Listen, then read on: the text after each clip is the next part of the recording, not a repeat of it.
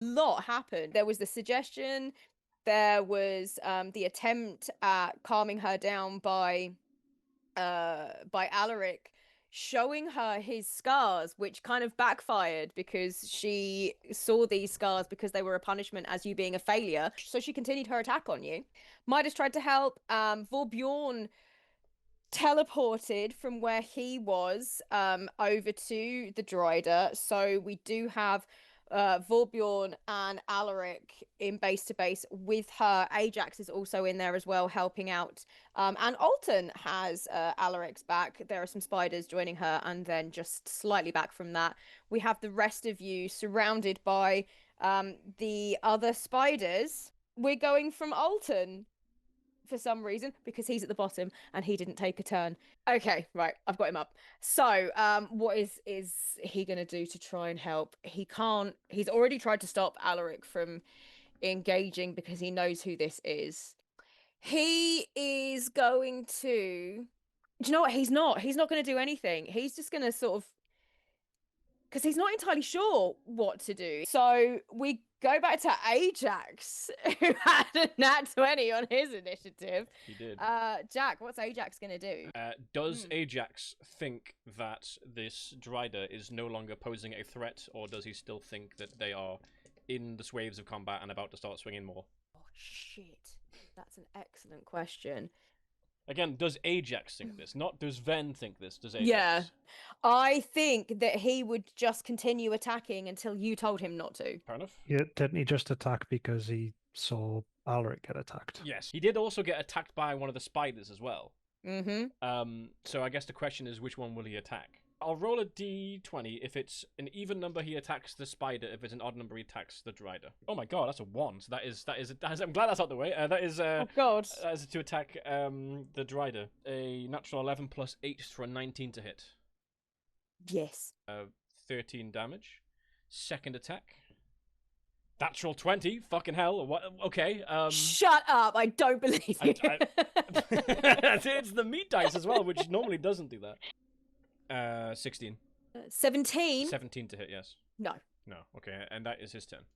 Oh, okay, brilliant. So after Ajax, we move to me. Not okay. So, she has to react. The suggestion, Vorbjorn. She has just been hit. So the suggestion was stop fighting and talk to us.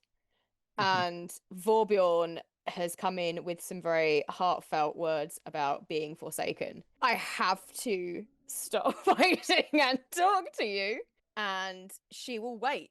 It would be the giant spider's turn next. We're going to ignore those for a moment, and we're going to move to Alaric. I have prepared a monologue. Oh my god, yes! He'll come in close and he'll say, "Do you know the tale of Arachne? She was no priest." Beatboxing. What was that? Oh, so I wonder what was. It's like, what's happening? Some feedback. She was no priest, no queen, not even born of nobility. She was a weaver, mortal, fragile, forgotten by most of the world. Yet her skill was so great, her pride so sharp, she dared challenge the goddess herself. The gods punished her, yes. They twisted her flesh, bound her in the form of a spider. To lesser eyes, this was a shame. To weak hearts, this was despair. But look deeper. What did she become? A thing beyond mortal limits. No longer fragile, no longer bound to short, brittle life. A creature feared, eternal, cunning, and patient. A predator. This is not a curse. This is a trial. The gods do not waste punishments on the unworthy. They sculpt weapons from those who dare to defy them. You look, Arachne. You look like Arachne, and you are not broken. You're being proven. The agony, the shame, the whispers of failure, these are only the flames that temper the steel of your spirit. Loth does not cast away the weak. She reforges them. So, do not bow your head. Rise it. See your shape for what it is, a gift of terror, and prove through fang and claw that Loth's judgment made you greater, not lesser. If you have not got any at the moment, please take a point of inspiration. Yes, I will take inspiration. I've already used mine. And roll me an advantaged persuasion check.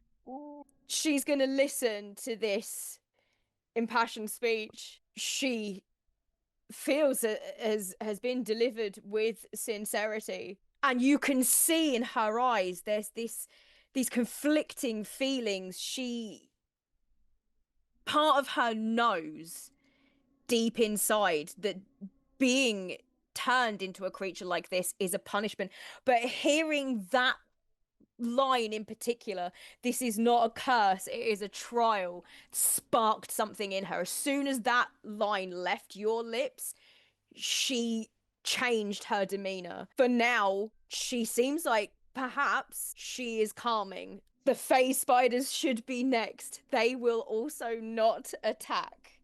Then. Oh my god, it's me. Then. Ben will come out of his invisibility at the start of his turn because that's what Hello. furbolgs do. And he's about 30 feet away from these spiders that aren't attacking. He would have noticed the spiders aren't attacking and will use his full movement plus dash and change to kind of get within like speaking distance of the group so that everyone can hear him. He will say to the group, so what are we doing? Okay, so seeing as she doesn't seem hostile at the moment, and I think perhaps maybe Ven might have more to add and a conversation can ensue, let's pause the initiative order for now. And if anyone wants to answer Ven's question, go ahead. Midas would like to use Message? message, yes. And he's going to speak to Alaric specifically. This is Trisadil. She is the missing daughter of House Baviaf. Her mother is missing her. We could use it as an asset and get rid of our traveller and hopefully stir some shit between the two houses. This whole time, Vorbjorn's just glaring at Ajax to see if he's on the same page, ready to try and Good grapple the question. beast. I think Ven would say he'd say something in German to stop them, like a command word. So I'm going to tell everyone this is Trismel. You gonna say her name out loud? Yes, to everyone. As soon as you do, her head snaps towards you. And she cocks her head to one side. And there's that, she looks confused, but also there's a flash of recognition there. Like, she recognizes her name, but she's not sure why. I did not know we were in such esteemed company. And then we'll like make a small gestured bow. Trisadil will, on each side, move her legs like apart, so the front two go, and then just sort of lowers her body down as if she's curtsying. She's still got her hands around her sword, but she's fiddling with it as if like she looks like, you can see like the muscles working in her arms where like she wants to take a swing, but like she's having some sort of internal conflict. She doesn't fully understand what is happening and who you people are, and maybe not even who she is. Whilst she's taking that bow, the poison that's kind of starting to wear off in Ven's veins, he uses the last of the moments of it still in his body to go into a trance-like state, almost just standing there for a second. And in the darkness, he will whisper, almost mutter to himself, but maybe there's other ears in this darkness, and say, "What a wretched broken thing. This is fixable?" Normally, I would inject a poison into my veins myself to have this conversation, but someone's done that for me, is what I'm saying. Oh, I see. Sorry, I know where you're getting at now. One simple word response. No. That is regrettable. And we'll leave the trance state kind of as she finishes the curtsy. Insight check. While this is all going on, Alton is not saying anything. He's not making any kind of moves to do anything. He's sort of watching how this is all playing out. But when he looks at her, he's very uneasy. Well, now we know who you are, and we've paid the correct compliments, please let us introduce ourselves. My name is Ven, and kind of just gestures to the group. Midas. And he will nod his head.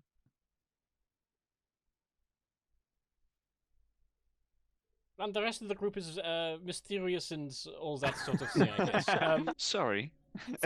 He will take the most chivalrous, courteous kneel once again with his shield and sword wrestled with a hand out and say, "Lady Trisadil, I am Lord Alaric Thornvale, at your service. Again, hearing her name, it's almost like it's striking her physically. She kind of winces at it, but as you hold your hand out to her, hers comes out almost, it's instinctive, like this is just something that she would do. I mean, she is a member of a royal house.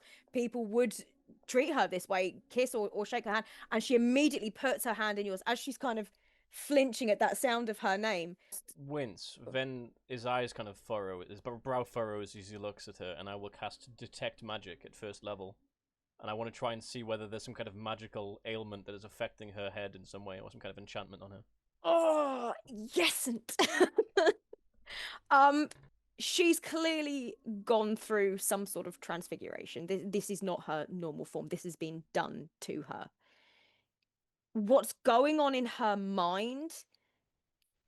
The physical form has been affected magically, but her reaction to this is very much psychological at the moment. Ven will, seeing this reaction and getting this kind of understanding from the Detect Magic, will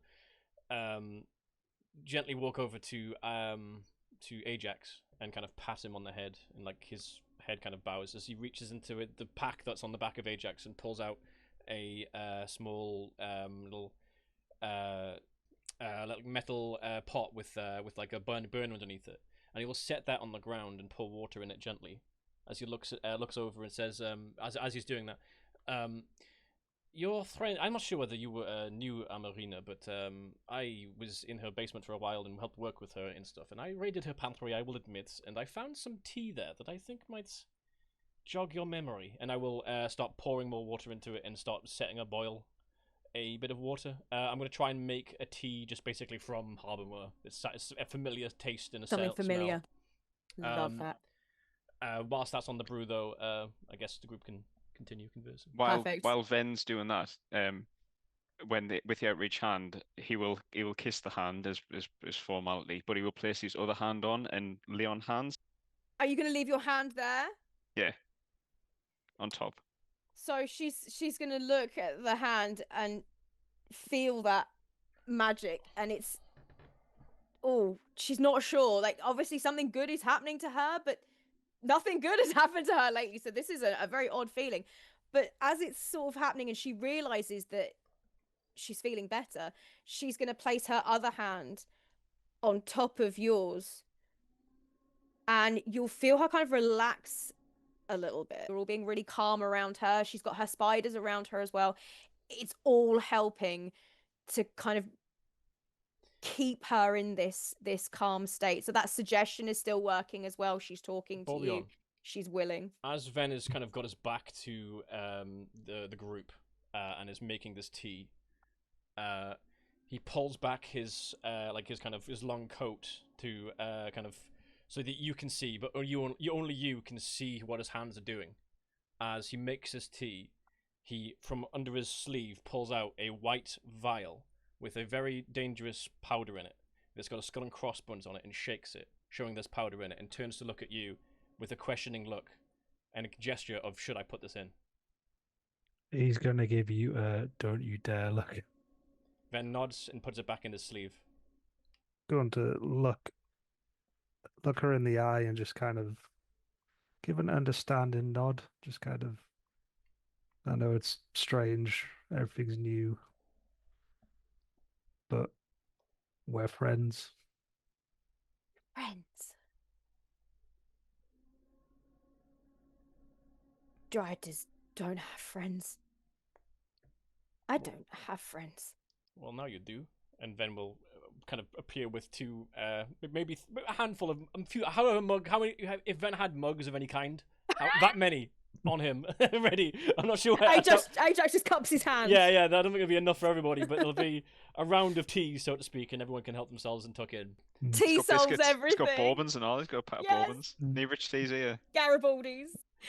Alaric will say, "Of course you have friends. We're here. We're friends of Harbour Moor. We've come to solve the problems that are in your city. Your family is very worried about you."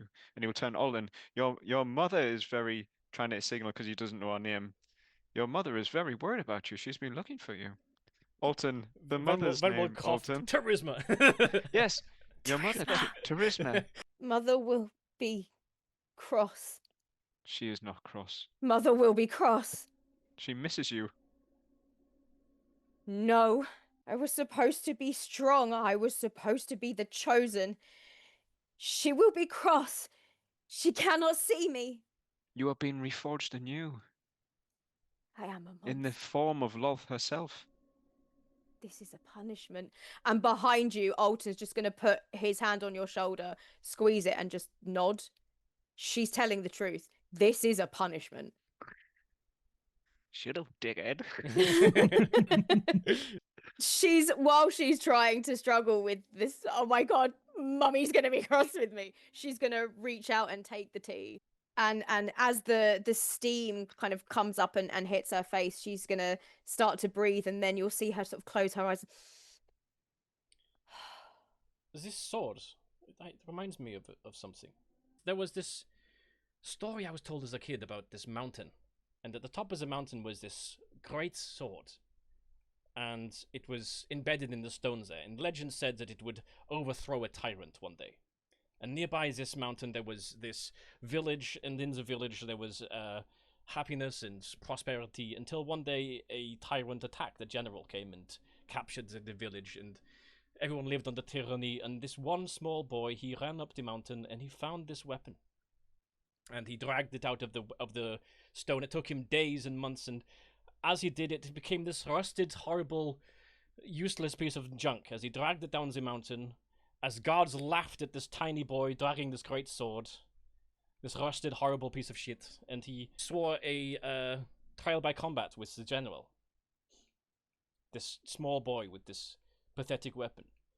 Do you think in that story you are the boy or the general? You are a broken, rusted sword. I am a monster. Let us sharpen you. So in her little state at the moment, clearly she's not in the right frame of mind to fully take all of that on. You know, she's drinking the tea, she's not attacking, but all the time that you're sort of keeping her calm and also confused, they're out of play at the moment, and she continues drinking her tea. Is everyone else drinking their tea? Yeah. Can I pet one of the spiders? Giant or phase? Oh, We have choice. The Oh, phase wow. spiders are actually really pretty. They're sort of white and Yeah. blue. fierce spider, yeah. I like the phase spiders. Yeah, you can start petting one of the spiders, and it'll lean into it, and it'll almost purr. We're all friends here. Everything's fine, petting giant spider. Everybody drinking tea. Who's drinking tea? We got Alaric, we got Midas, we got the Drider. Anyone else? Not my type. Yeah. Vorbjorn, you drinking tea? No, you will have just lobbed it in the bush or Okay, well, whatever. Ben would have the drank tea. Underdark. So that's 4 of us. Everyone here will get a healing of 2d8 plus 5. So 1 second, I'll just do 1 for everyone. We'll all get the same. Can you amount. also do a Constitution saving throw, please, Jack? Of course. That's 6 plus 5, so that's 11 healing everybody, all round. And I'll do a con save. It's 14 plus 7. Yep, that's fine. That does not taste like you made it. There's a familiar, nasty little taste in that tea. How odd. Do we all taste it? Nope. Only Fen. Well, Ven rolled successful on the con save, so we'll just continue like knowingly looking at Jeff and sipping it, kind of almost staring at him, like kind of. There's no emotion behind the mask. It's just him staring and drinking the tea, looking at him. Midas would like to speak with the spider lady. He's gonna ask her, how come you came to be what you are now? I failed the trials. I was strong. I was ready. And I failed. And Lolth has forsaken me.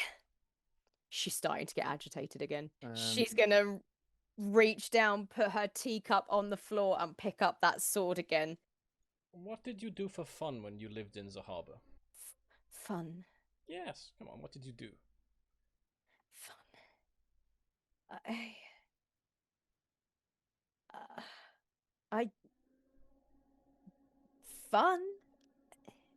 No. I used to read when I was a child. Quite a lot.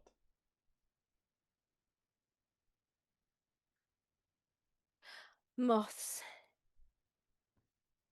The moths. I would catch them. And I would look at them. They landed on the mushrooms. They were beautiful. I remember.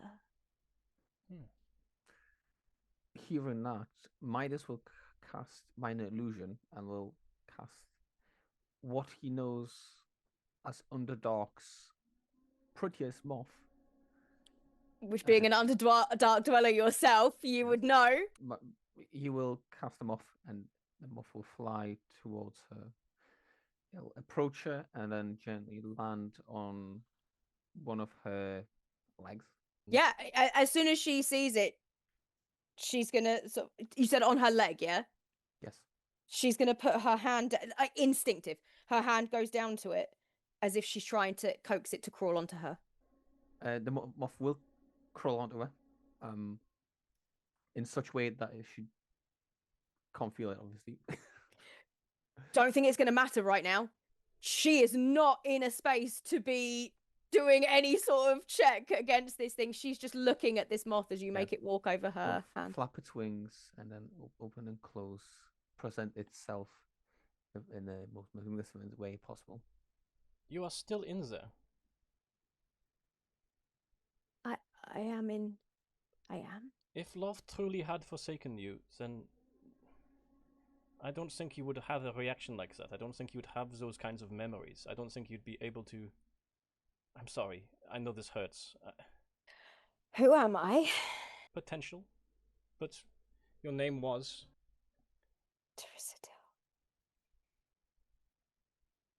Tricidil. Bariath. That was my name. And this is what I have become. We've all been there, love.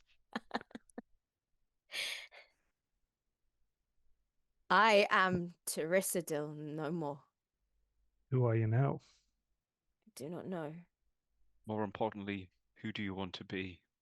I will need a new name. Help me. What Arachne? Very regal. I like it. She's going to walk very slowly over to Midas. And again, she's going to do that thing where she takes the legs out so she can lower the body.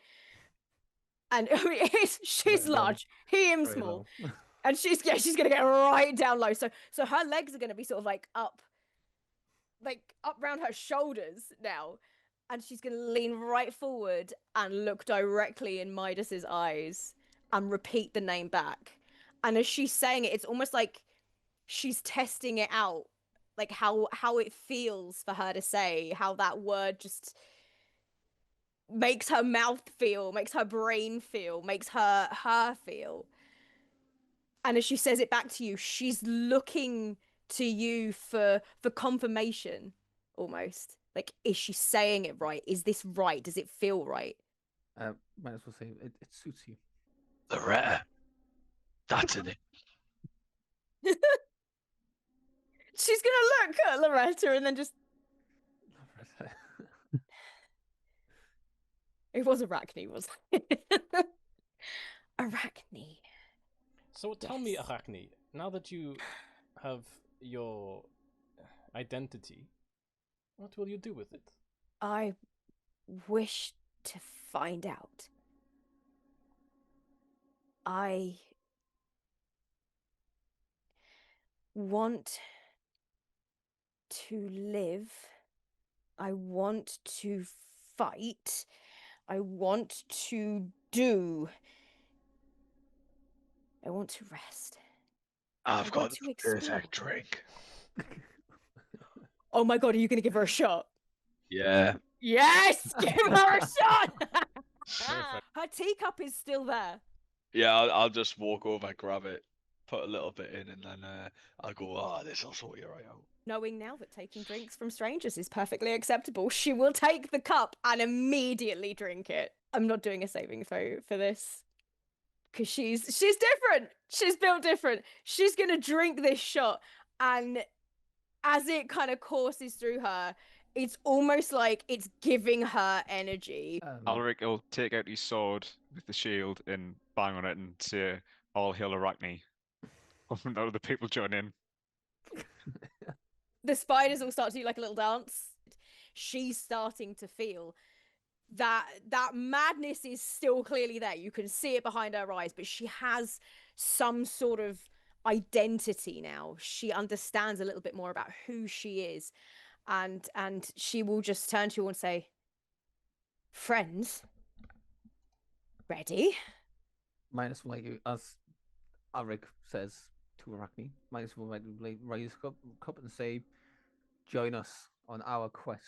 She is going to bend for the four front legs, so she bows, and as she does, she's going to make a sweeping gesture with her arms as well.